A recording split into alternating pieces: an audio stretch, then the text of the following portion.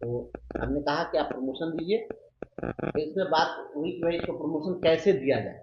तो हमने आग्रह किया उनसे कि आप अब्दुल सलाम अंसारी जी हैं, ये जो माध्यमिक उप निदेशक हैं, इनको नियम नियमावली की बहुत अच्छी जानकारी है। कहा कि आप इनको जिम्मा दे दीजिए, इस काम को करके दे देंगे। तो उन्होंने तुरंत हमारे ज्ञापन पर उसी समय एंडोर्स कर दिया है और हैंड टू हैंड उसी जगह उनको भी दे दिया गया, वो भी थे हमारे साथ। और उनको जवाबदेही दी गई है कि प्रमोशन किस प्रकार से दिया जाए, इसके लिए एक गाइडलाइन जो है तैयार करके आप डायरेक्टरेट को दीजिए। प्रमोशन तो होगा ही, हमने उनको कहा कि भाई आप ट्रांसफर दे दीजिए और सर्विस कंटिन्यूटी दे दीजिए, ये वाइटल है। तो ट्रांसफर के मुद्दे पर भी बात हो रही है और ट्रांसफर प्रक्रियाधीन भी है।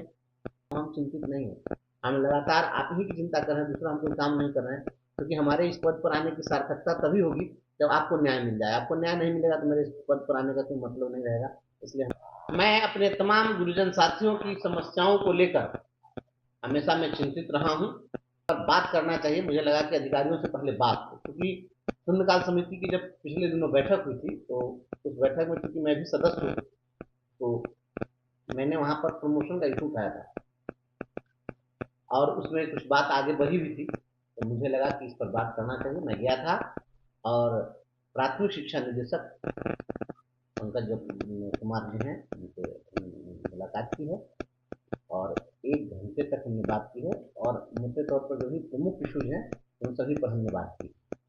उसमें हमने कहा है उनसे कि आप प्रमोशन दे दीजिए और हाईकोर्ट का जो जजमेंट हमने दिया कि जो भी बेसिक ग्रेड के टीचर हैं वो स्नातक ग्रेड में, और जो स्नातक ग्रेड के हैं उनको प्रमोट एक हेडमास्टर ग्रेड में प्रमोशन देना है। और इसके संबंध में माननीय उच्च न्यायालय ने आदेश भी दे रखा है। कंटेम्प्ट भी हमने दायर किया था, उस कंटेम्प्ट में भी गवर्नमेंट एडमिट की थी। तो उसमें कुछ बातें आ रही थी कि जैसा सर मुझे जो लगा भाव से कि प्रमोशन देने पर फाइनेंशियल बातें होगी, तो उन्होंने कहा, तो हमने कहा कि कोई बहुत ज़्यादा फाइनेंशियल नहीं बढ़ना है, हो सकता है 1-800 करोड़ बढ़ेगा और बहुत ज़्यादा तो बढ़ना नहीं। प्रमोशन को दे देना चाहिए, क्योंकि 2003 में पहली बार शिक्षा मित्रों की बहाली हुई, फिर 5 में बहाली हुई, फिर 6 से सभी लोगों को एब्जॉर्ब किया गया, फिर लगातार प्रक्रिया चलती रही और उसमें पीईटी से हमारे साथी लोग आए, सभी लोग इतने दिनों से काम कर रहे हैं। बहुत सारे लोग रिटायर कर गए, बहुत सारे लोग जो है काल कवलित हो गए, आज स्वर्गवासी हो चुके हैं, लेकिन उनको प्रमोशन एक कदर नहीं मिला। ये कितना कितना बहुत बड़ा जो है अन्याय है इनके साथ। तो हमने कहा कि आप प्रमोशन दीजिए। तो इसमें बात हुई कि भाई इसको प्रमोशन कैसे दिया जाए। तो हमने आग्रह किया उनसे कि आप अब्दुल सलाम अंसारी जी हैं, ये जो माध्यमिक उप निदेशक हैं, इनको नियम नियमावली की बहुत अच्छी जानकारी है और मैं पहले मुजफ्फरपुर में डीओ भी रहे हैं, तो वो सकारात्मक दिशा में सोचते हैं, काम करते हैं अच्छा। तो हमने कहा कि आप इनको जिम्मा दे दीजिए, इस काम को करके दे देंगे।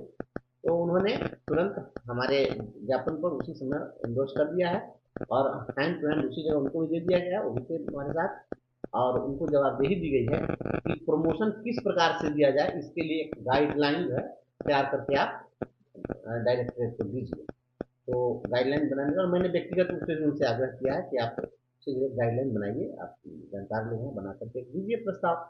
और तब उसमें अगर डायरेक्टर साहब के स्तर से हो या एसीएस के स्तर से हो, चाहे जिस स्तर से भी होगी बात, अगर दिक्कत होगी तो मैं वहाँ पर बात करूंगा।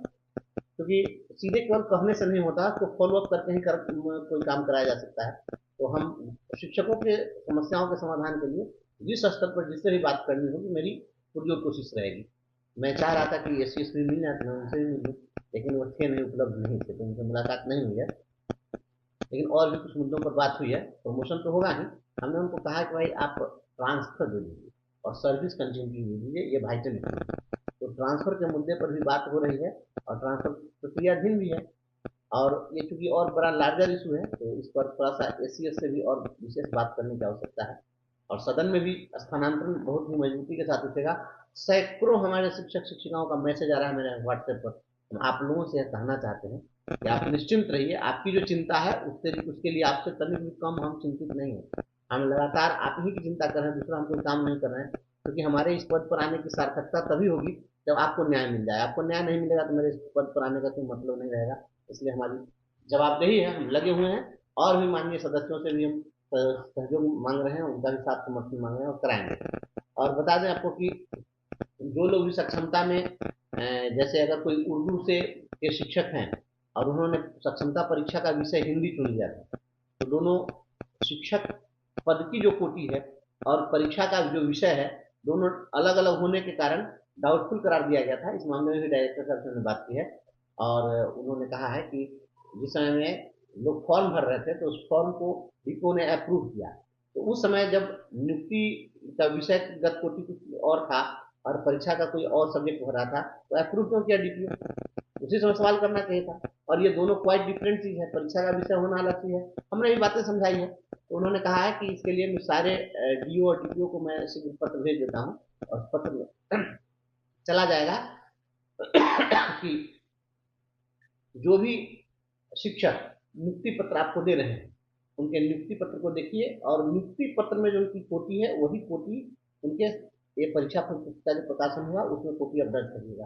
कोटि होना और परीक्षा का विषय होना अलग अलग विषय है और सभी लोगों को तुरंत जो है इन सबकी काउंसलिंग शुरू करा दीजिए। वह विषय के आधार पर जो डाउटफुल करार दिया जाए उनके समस्या का समाधान ये अगले सप्ताह में निश्चित रूप से हो जाएगा। ये बड़ी बात हम लोगों ने कोशिश की, ये हो जाएगा। और बहुत सारे लोग जो सीटेट हैं और जिनको 82 मार्क्स है, 82 अंक जिनको प्राप्त है और उनसे अपेक्षा की जा रही है कि आपको 82.5 अंक होगा तभी आप क्वालिफाई करेंगे। इस मामले में डायरेक्टर साहब से मैंने आग्रह किया है इसको जल्द कराइए, क्योंकि जब कोई भी प्रश्न था वह 1 अंक का था, तो किसी को 82 अंक आएगा नहीं तो 83 अंक आएगा, 82.5 का तो सवाल ही नहीं है। एक प्रश्न अगर सही होगा तो 1 अंक मिलेंगे, गलत होगा तो 1 अंक कटेगा, आधा अंक मिलने का या आधा अंक कटने का तो कोई प्रश्न है नहीं। तो और जब इसको सीबीएसई ने सीटेट वाले को 82 अंक पर क्वालिफाइड मान लिया है, तो आप उसको कौन होते हैं अनक्वालिफाइड कहने वाले? तो इस मामले में भी संचिका एससीएस महोदय के यहाँ बढ़ गई है और उस मामले में जल्द ही उसका भी पत्र जारी हो जाएगा और 82 मार्क्स वाले जो लोग भी सीटेट पास हैं उन सभी लोगों को क्वालिफाइड डिक्लेयर कर दिया जाएगा, तो उस समस्या का भी समाधान हो जाएगा। इस प्रकार से हमने कुछ चीज़ों पर पहल की है। देखिए जल्द ही इसका कुछ सकारात्मक परिणाम दिखेगा, हमारी पुरजोर कोशिश है और विभागीय अधिकारी भी काफ़ी सकारात्मक दिखे हैं। आप उम्मीद रखें अच्छा होगा और नहीं होगा तो फिर उसके लिए हम सदन में भी हम जूझेंगे इन लोगों से, सड़क पर भी लड़ाई होगी, लेकिन आपको न्याय दिलाएंगे। आपको न्याय दिलाना यही हमारा लक्ष्य लोग है। सभी लोग इतने दिनों से काम कर रहे हैं, बहुत सारे लोग रिटायर कर गए, बहुत सारे लोग जो है काल कवलित हो गए, आज स्वर्गवासी हो चुके हैं, लेकिन उनको प्रमोशन एक कदर नहीं मिला। कितना कितना बहुत बड़ा जो है अन्याय है इनके साथ। तो हमने कहा कि आप प्रमोशन दीजिए, तो इसमें बात हुई कि भाई इसको प्रमोशन कैसे दिया जाए। तो हमने आग्रह किया उनसे कि आप अब्दुल सलाम अंसारी जी हैं, ये जो माध्यमिक उप निदेशक हैं, इनको नियम नियमावली की बहुत अच्छी जानकारी है और मैं पहले मुजफ्फरपुर में डीओ भी रहे हैं, तो वो सकारात्मक दिशा में सोचते हैं, काम करते हैं अच्छा। तो हमने कहा कि आप इनको जिम्मा दे दीजिए, इस काम को करके दे देंगे। तो उन्होंने तुरंत हमारे ज्ञापन पर उसी समय एंडोर्स कर दिया है और हैंड टू हैंड उसी जगह उनको भी दे दिया गया है, वो भी थे हमारे साथ। और उनको जवाबदेही दी गई है कि प्रमोशन किस प्रकार से दिया जाए, इसके लिए एक गाइडलाइन जो है तैयार करके आप डायरेक्टरेट को दीजिए। तो